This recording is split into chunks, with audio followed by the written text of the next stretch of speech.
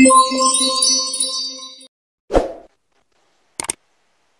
teman-teman semua, pada video kali ini kita akan membahas mengenai sistem imun manusia, atau kita sebut sebagai imunologi. Pada video kali ini kita akan belajar mengenai gambaran umum atau pendahuluan dari sistem imun itu sendiri. Oke, seperti yang kita tahu bahwa sistem imunitas dalam tubuh manusia itu merupakan suatu sistem yang sangat kompleks. Kenapa kompleks? Karena melibatkan banyak sel, melibatkan banyak sistem, dan melibatkan banyak proses. Nah, sistem imunitas itu bisa kita gambarkan atau kita ilustrasikan sebagai sebuah pasukan tentara, yang anggaplah seperti TNI, Tentara Nasional Indonesia. Nah, sama seperti TNI, tugas dari sistem imunitas kita adalah untuk menjaga pertahanan.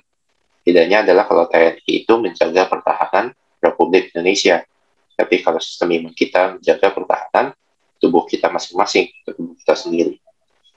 Nah, sama juga seperti tentara, bahwa tentara itu pasti punya banyak divisi, punya banyak bagian. Tentara itu kan ada marinir, ada Kopassus, ada yang lain-lain, ada angkatan darat, angkatan laut. Nah, sama seperti sistem imun kita itu juga terdiri atas banyak divisi. Nah, setiap divisi atau bagian-bagian dari sistem imun kita itu pasti punya tugas yang khusus dan punya tugas yang berbeda.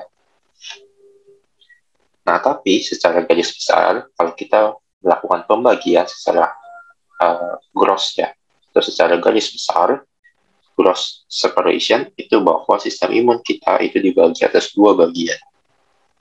Yang pertama kita sebut sebagai innate immune system atau sistem imun bawaan. Itulah sistem imun yang tidak menganalisa zat asing. Jadi ketika ada suatu patogen, suatu benda asing masuk ke dalam tubuh kita, nah, sistem imun bawaan itu akan langsung menghancurkannya tanpa menganalisa terlebih dahulu jenis tipe patogen apa yang menyerang tubuh tersebut. Nah, itu dalam sistem imun bawaan ada dua. First line, itu seperti kulit, seperti asam lambung, dan mukosa. Jadi kulit kita itu sebetulnya juga bagian dari sistem imun, menangkal, menahan patogen untuk masuk ke dalam tubuh kita. Begitu juga dengan asam lambung, ketika ada mikroorganisme dalam makanan, langsung hancur dalam asam lambung. Nah, yang kedua ada second line. Jadi ketika first line dari sistem imun bawaan kita itu tertembus, artinya patogen tidak mati, maka masih ada second line, atau baris kedua. Itu adalah sel fagosit kita, dan ada juga nanti respon inflamasi. Nanti kita akan bahas apa itu sel fagosit, respon inflamasi seperti apa, nanti kita akan bahas. Lalu, bagian besar kedua kita sebut sebagai adaptive immune system, atau sistem imun adaptif. Itu merupakan sistem imun yang menganalisa zat asing yang masuk ke dalam tubuh. Jadi ketika ada patogen masuk, itu tidak langsung dihancurkan, tapi dianalisa jenisnya apa, lalu baru dia susun strategi, waduh gimana nih cara untuk menangkalnya, gimana cara untuk menangkal virus atau patogen yang seperti ini, itu dianalisa terlebih dahulu. Nah, sistem adaptif itu di tentaranya, istilahnya ya, pasukannya itu adalah sel limfosit. Ada limfosit B dan limfosit T. Dan nanti sistem pertahanan yang dilakukan oleh sel B itu kita sebut sebagai sistem imun humoral. Sedangkan untuk sel T kita sering sebut sebagai cell mediated system. Oke, lalu kita akan bahas, tadi kan kita sudah bahas nih, yang second line dari innate immune system atau sistem imun bawaan, itu ada namanya sel fagosit. Sel fagosit itu ngapain sih? Sel fagosit itu tujuannya atau kerjanya adalah fagositosis. Fagositosis itu artinya menghancurkan bakteri atau menghancurkan patogen. Jadi disebut dengan fagositosis. Jadi dimakan bakterinya, patogennya dimakan sama sel fagosit. Nah, kalau kita lihat ini prosesnya ya. Anggap ini adalah bakteri. Ini bakteri yang merah, lalu menempel nih di sel fagosit kita.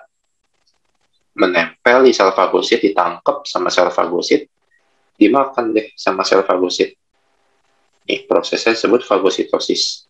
Dimakan dengan serangkaian mekanisme, ada fagosom, lalu dihancurkan oleh lisosom, menjadi fagolisosom, akhirnya keluar menjadi soluble debris, atau ini kita sebut sebagai sisa ya, sisa patogen yang larut. Gitu. Jadi tadi sesuai dengan namanya ya, sel fagus itu berarti dimakan, dia langsung makan aja tanpa menganalisa siapa zat asing yang masuk. Oke, lalu kita lihat nih, perbedaannya sebenarnya apa sih dari sistem imun bawaan dan sistem imun adaptif. Secara waktu, responnya sistem imun bawaan itu sangat cepat. Jadi ketika ada patogen masuk, langsung bereaksi, langsung dimakan, dihancurkan, selesai. Tapi kalau sistem imun adaptif itu dia lambat, karena dia perlu analisa, dia perlu proses, dianalisa dulu, dicerna dulu, baru melakukan strategi untuk bagaimana cara menghancurkan patogennya. Nah, tapi keuntungannya adalah kerugian dari sistem imun adaptif, kalau dia cepat, kekurangan dari sistem imun bawaan, karena dia responnya cepat, maka dia tidak punya memori ketika ada infeksi yang berulang. Jadi misalkan bakteri A masuk ke dalam tubuh, dihancurkan oleh sistem imun bawaan, lalu ada infeksi berulang dengan bakteri yang sama. Nah, si sistem imun bawaan itu tidak punya memori. Artinya dia tidak bisa mengingat bahwa patogen tersebut pernah menyerang sebelumnya.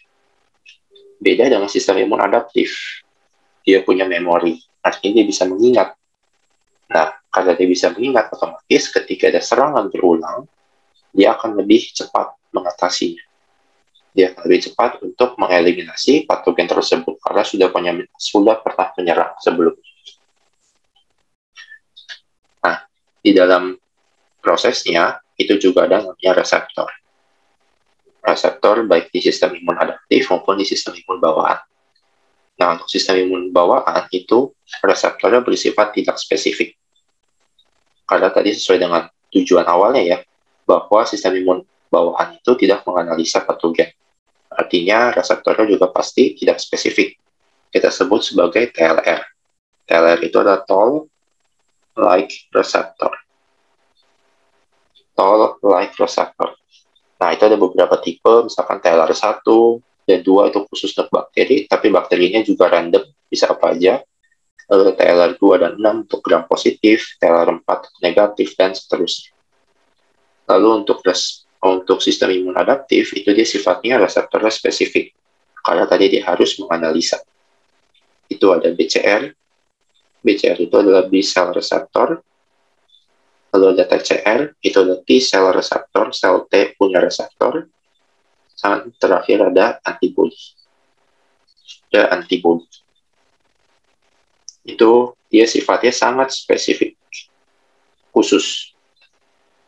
Lalu juga ada ikatan patogen antara sel dan imun. Jadi kalau kita lihat ya, dalam fagositosis ini kan ada ikatan antara patogennya dengan sistem imun kita kan, lewat reseptor. Itu ada ikatan. Nah, untuk yang sistem imun bawaan, ikatannya itu disebut dengan PAMP, atau Pathogen Associated Molecular Pattern. Sedangkan kalau untuk adaptif, ikatan patogennya sebenarnya merupakan semua bagian dari patogen itu sendiri. Nanti kita akan lebih jelas lagi ketika kita membahas sistem adaptif gitu. Nah, lalu kita lihat nih sekarang yang paling penting. Pasukannya siapa saja yang ikut serta dalam perang. Siapa saja yang ikut serta dalam perang baik di sistem imun adaptif maupun sistem imun bawaan. Di sistem imun bawaan, sel yang ikut berperang itu adalah NK cell, kita sebut sebagai natural killer cell, lalu ada mast cell atau basophil, ada fagosit, dan ada dendritic cell. Fagosit ini nanti contohnya adalah neutrophil, ya, neutrophil sama makrofa. Makrofa itu adalah contoh dari fagosit. Nah, sedangkan untuk yang adaptif, tadi sudah disinggung ya, ada sel B dan sel T. Nah, lalu berikutnya ada mediated chemical molecule. Artinya apa? Artinya bahwa ketika terjadi proses infeksi, serangan patogen, setiap sel imun kita itu perlu komunikasi. Ya, sama seperti tentara, kalau lagi perang pasti komunikasi sama temennya. Bagaimana cara menyerangnya? Apa yang harus diserang? Atau berbicara mengenai strategi, apa yang harus dilakukan, segala macam. Nah, mediator komunikasinya, kalau manusia kan pakai bahasa. Kalau sel imun juga pakai bahasa, tapi bahasanya lewat sitokin. Jadi itu mediator untuk komunikasi antar sel imun. Kita sebut sebagai sitokin. Nah, ini lebih jelas lagi dalam bagian sistem imun manusia itu ada apa aja. Jadi ada non-spesifik ya, atau innate, sama spesifik atau adaptif. Nah, non-spesifik tadi ada fisik. Fisik itu yang baris pertama, itu ada kulit, ada mukosa, ada silia itu di tenggorokan, lalu bisa juga dalam bentuk mekanisme bersin dan batuk. Lalu secara sel, nah, tadi ada neutrofil atau fagosit, ada eosinofil, ada basofil, ada NK sel, ada dendritik. Lalu ada juga molekul-molekul kimia, itu ada lisosim, sebaseus itu bagian dari keringat ya, sel minyak, lalu ada asam lambung, ini bagian juga dari sistem pencernaan, lactoferrin. Nah, ini juga ada sitokin. Jadi kita sudah singgung juga mengenai sitokin. Lalu yang spesifik, tadi ada humoral dan ada selular. Itu ada sel B untuk humoral. Nah, ini adalah antibody. IgG, IgM, IgA, IgD, IgE. Dan sitokin lagi. Ini sama ya. Lalu untuk selularnya ada sel T. T itu ada TH1, TH2, TH3, TC, ada NKT, ada TTTH. TH ini artinya T helper. Ini adalah T sitotoksik. Nah, ini NKT dan natural killer. Gitu. Oke, itu mungkin untuk video kali ini mengenai pengenalan dari sistem imun, apa saja mengenai sistem imun bagian-bagiannya, lalu bagaimana cara kerjanya secara umum. Berikutnya kita akan bahas mengenai lebih dalam mengenai sel-sel dari sistem imun itu sendiri. Sampai ketemu di video berikutnya.